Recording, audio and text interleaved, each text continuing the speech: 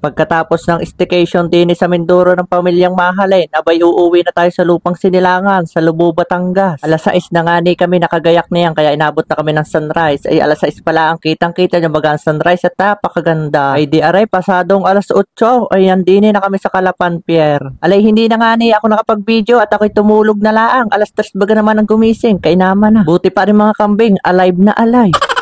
Ang pamilyang Mahalin, parang lilikas. Anong daming dala? Ikay naman na. Ang daming pasalubong niyan. Alay, hindi yan pasalubong. Ay puro mga gamit at damit namin iyan. Anay, ang padali ay pupunta ng evacuation center. Ay baktot baga naman sa mga dala. Ay talaga naman. As always, pagkapasok, siya agad ang pupuntahan. Pagkatapos nga ay nagbayad lang kami ng terminal fee na 30 pesos. Pagkatapos naman, nag-avail na din kami ng ticket sa barko. Ay kainaman na, alas 8 din ang alis. Ay pandalas na naman ang mga OA na ito. Pagkalabas nga namin, ay diare pandalas na naman. Sabi ni ate, pakita ko daw mga ticket naman. Ay kay naman na mag-hi-hi ka muna diyan. Butterfly ka. Hindi pala, fly high butterfly pala yun.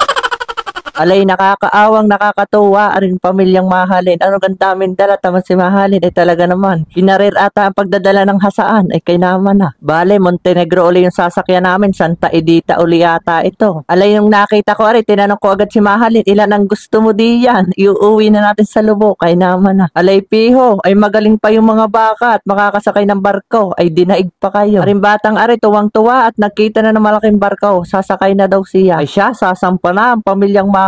Ay pagdating namin din sa second floor ay kanya-kanyang kibot ay kainaman na. Alay, sabi ko nga sa aking mga relatives, mag-hi naman sa inyong mga viewers. Ay kainaman na, para mga nonchalant lang mga ito. Ay kaya pala mga ganoon, ay pasal na. Abay, may kanya-kanyang tangay na cup noodles. Ay pahingi naman, ay higop abaw ka diyan. Kainaman na. O ari pang isang aray. May isa pang batang pasaway. Ano pa, saan ka baga diyan dayon? May pagtakbo pang iyon. Pagkikinagtalaw, nayawan ko na laang. Abay, kumaripas pa ng takbo. Ano gang gusto mo diyan? Maganda ga ang view diyan. Sabi sa akin, tito, ganda din eh, ganda. Niyayakag ko na nga, abay may pag-upo pa, ay kay naman na. Aayaw pang sumama, ay talaga naman parang ako nung bata, may pinagmanahan talaga. Alay, kung hindi ko susuyuin, ay hindi sasama, ay kay naman na. Yung cup noodles ko, mauna pang tumaba kaysa sa akin. Pagkatapos namin kumain ay nagyakag na nga doon sa itaas kasi ang biro ko kanina, pupunta kami sa taas para lang sumama ay ari na nga, kainaman na. Alay, hindi mo pala talaga mauutakan ang mga batang garin eh. Katalino baga.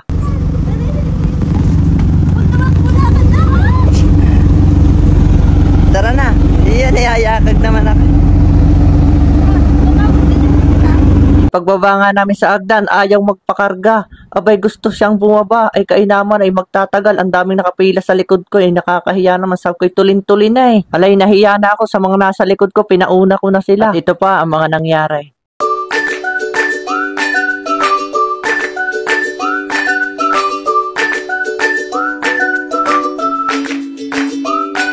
Niloloko ko si Dayon. Sabi ko, ihuhulog ko muna siya at mamaya na lang lilimutin. At aribaga naman ho ang sagot sa akin.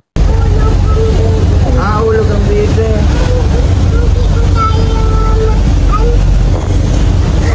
Langoy, nilalaglag mo mama, hindi langoy. Huwag nalili.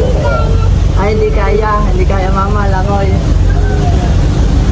Kaway mo na ito sa camera. Kaway mo na. Ayun sa camera, ayun. Burger. Burger ba na? Tapos ano ba? Paano yung ano? French fries. French fries. French fries? Paano McDo? McDo. Burger ka. Burger sa kamay ko. Yung kabila. Ayan.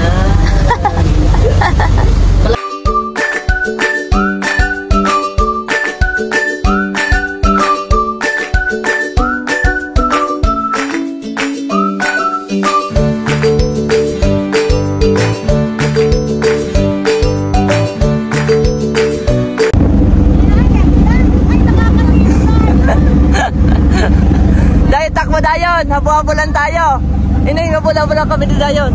Habo-habo lang kami ni Dayon, dali. Dayon, habo lang kami.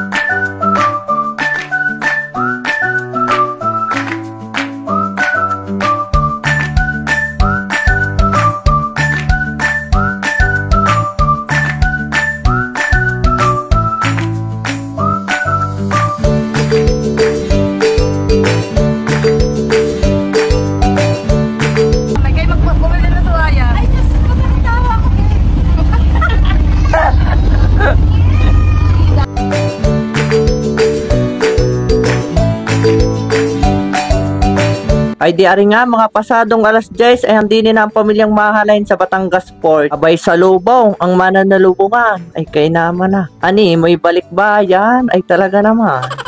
Ay siya, di na ho nagtatapos ang bidyong ari at kami nagkahiwa-hiwalay na. Bye-bye!